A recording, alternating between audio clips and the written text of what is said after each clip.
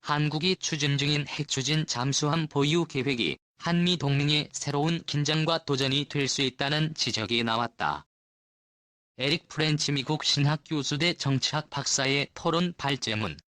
한국의 원자력 추진 잠수함 확보를 위한 도전과 과제에 나오는 내용이다.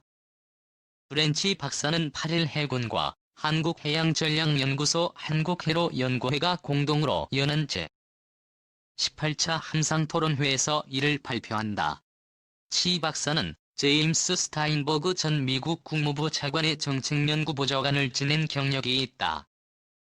지난해 9월 미국의 외교안보 전문지인 내셔널 인터레스트에 한국은 핵잠을 건조해야 하나라는 글을 기고해 이번 토론회에 초청됐다고 해군은 설명했다. 한국은 지난해 미국의 양해를 얻은 뒤 북한의 핵미사일 도발의 고도화에 대한 대응 수단으로 핵잠수함 보유를 본격 추진했다. 특히 북한이 개발 중인 잠수함 발사 탄도미사일에 맞서기 위해선 오랫동안 수중에서 매복할 수 있고 속도도 빠른 핵잠이 필요하다는 분석이 제기됐다. 발제문에 따르면 프렌치 박사는 미국의 원자력에너지법 제123조를 한미동맹의 외교적 걸림돌로 꼽았다. 해당 조항엔 미국이 핵물질 기자재 기술을 외국에 제공하는 데 지켜야 할 조건과 절차가 명시됐다.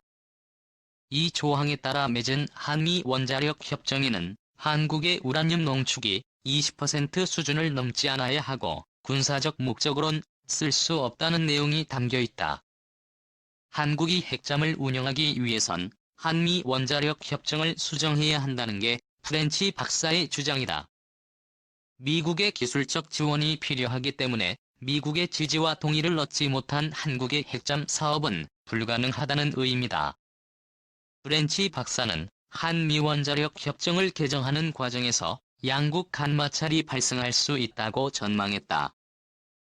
제4회의 비핵화를 주도하는 미국이 한국에는 핵잠을 허용하는 게 부담스러울 수 있기 때문이다. 실제로 미국은 2003년 노무현 정부의 3사업의 전면 폐기를 요구해 관철시켰다. 북한이 핵잠 핑계로 미사일 도발을 수도.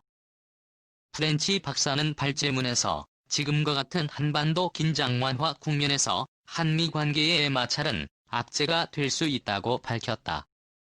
또 핵잠 건조 과정에서 얻은 기술로 핵무기를 개발하지 않는다는 점을 한국이 미국에 확신시켜야 한다고 주장했다. 프렌치 박사는 북한, 중국, 일본도 한국의 핵을 반대할 수 있다고 예상했다.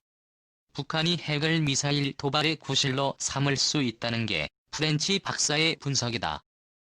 이 때문에 한국은 핵잠을 북한 위협에 대응하기 위한 수단이 아니라 해상교통로 보호에 자산으로 사용할 것을 북한에 알릴 필요가 있다고 프렌치 박사는 지적했다. 그는 중국의 압박 가능성도 거론했다. 고고도 미사일 방어 체계 배치 결정 때처럼 핵을 보유하려는 한국을 압박할 수 있다는 것이다.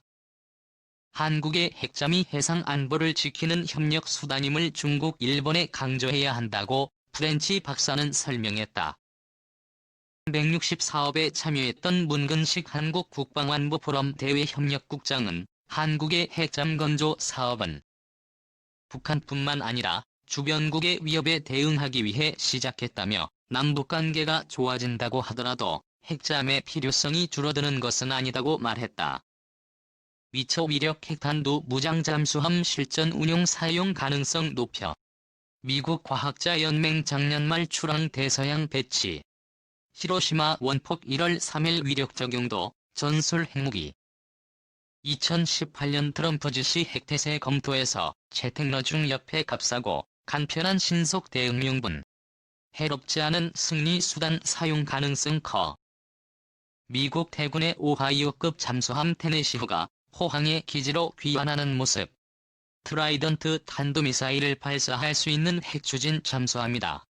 미국 해군 누리집 갈무리.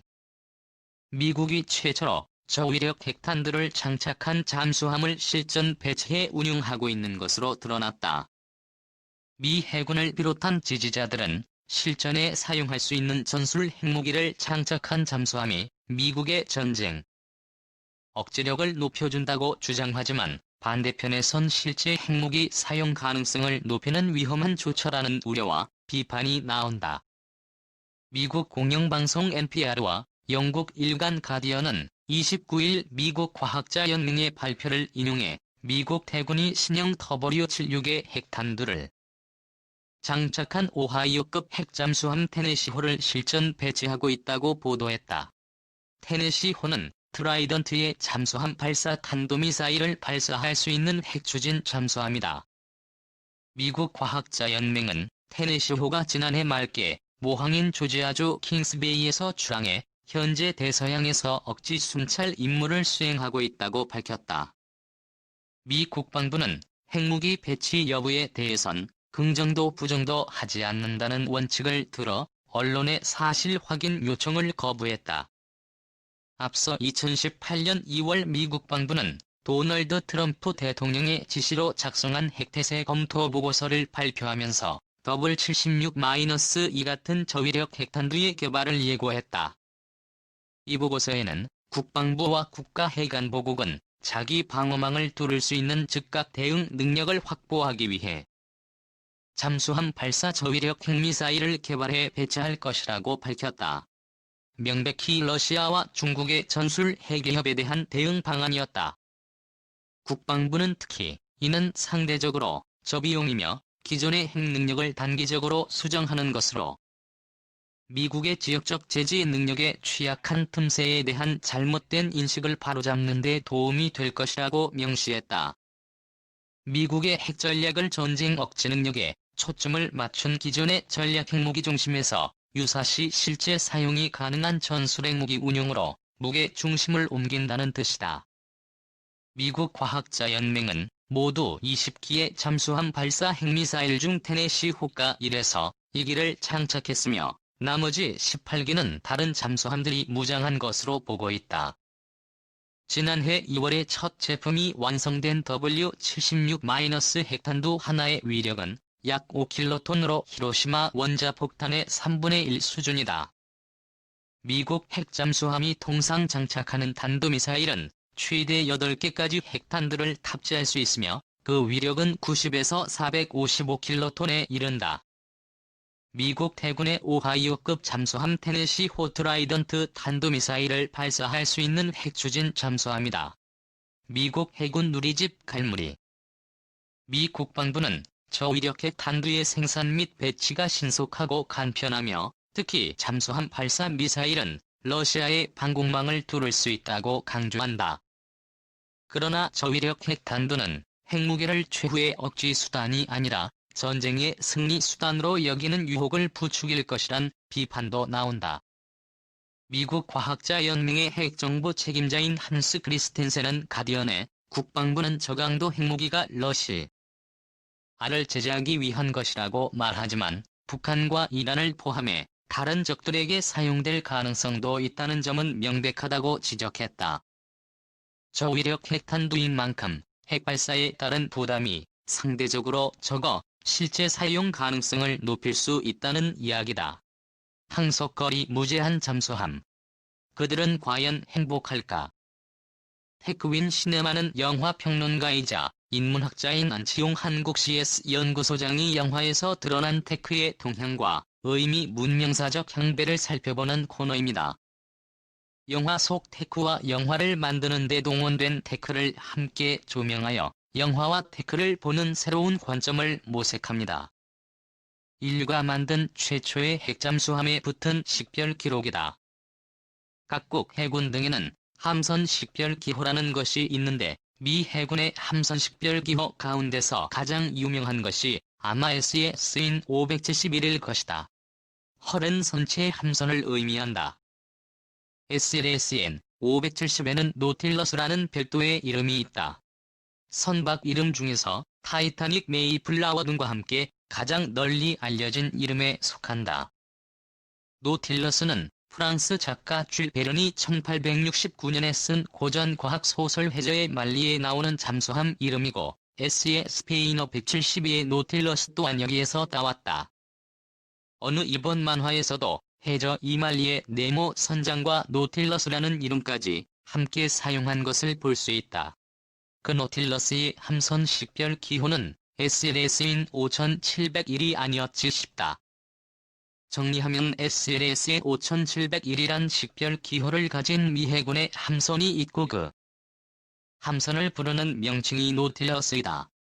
우리나라 국민이 홍길동이란 이름과 주민등록번호를 함께 갖는 것과 비슷하다. 외국에 나가면 주민등록번호가 소용없고 거기서 이름만 불린다고 할 때 우리 입장에서 SLS 570을 노틸러스를 그냥 노틸러스라고 불러도 무방하겠다. 노틸러스가 유명세를 탄 이유는 모두에 밝혔듯 인류가 만든 최초의 핵잠수함이기 때문이다.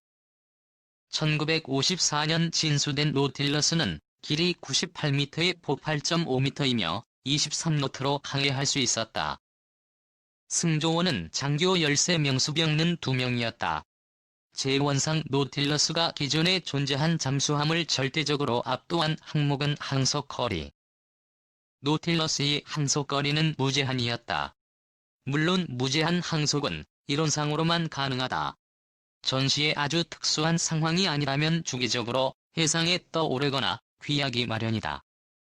무제한 항속이 이처럼 중단되는 이유는 잠수함 때문이 아니라 승조원 즉 사람 때문이다. 잠수함만 놓고 보면 사실 무제한으로 강행할 수 있다.